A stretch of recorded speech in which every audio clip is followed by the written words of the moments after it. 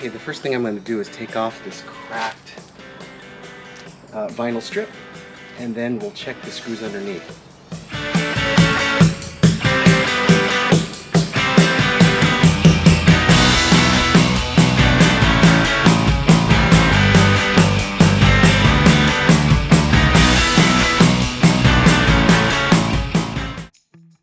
After 4 seasons of owning my R-Pod, I noticed on routine inspection that the trim that covers the exterior screws had cracked.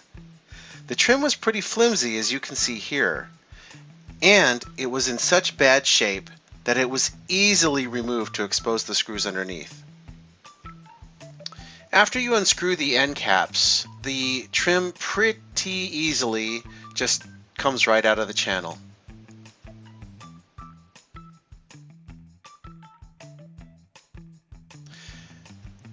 I only encountered one problem, and that was when I got to the top of the R-Pod, the awning got in the way. Nothing is easy, is it? So the vinyl strip goes right underneath the awning right here. So now I'm like, do I have to take the whole awning off? Ugh, what a pain. Jeez. Nothing's ever easy. Okay, so I just decided not to replace the trim under the awning because I think that's a weatherproof location and the sealant around the awning was in really good shape.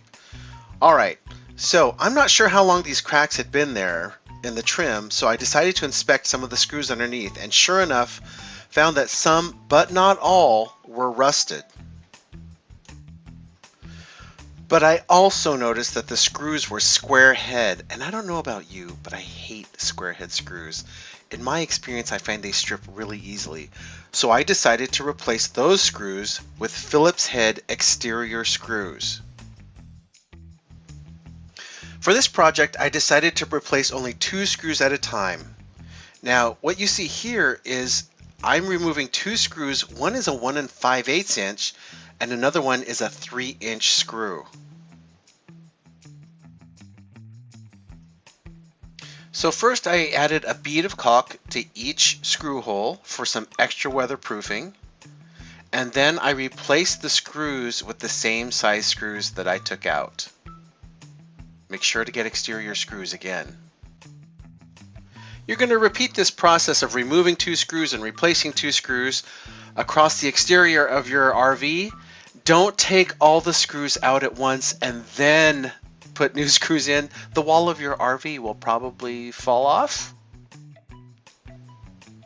In order to install new trim, I first needed to make sure I had the right width, and you can see here that it's measuring at 1 inch.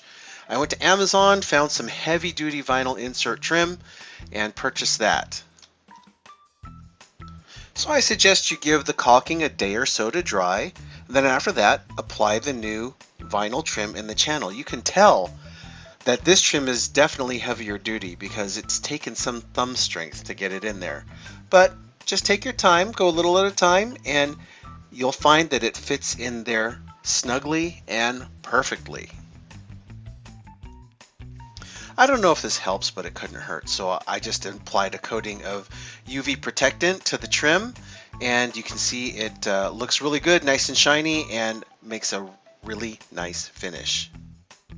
Alright everybody, hope that was helpful. If it was, hey, do a retired guy a favor and hit the subscribe button, and you'll see more channel content. Hopefully that'll save you more time and money.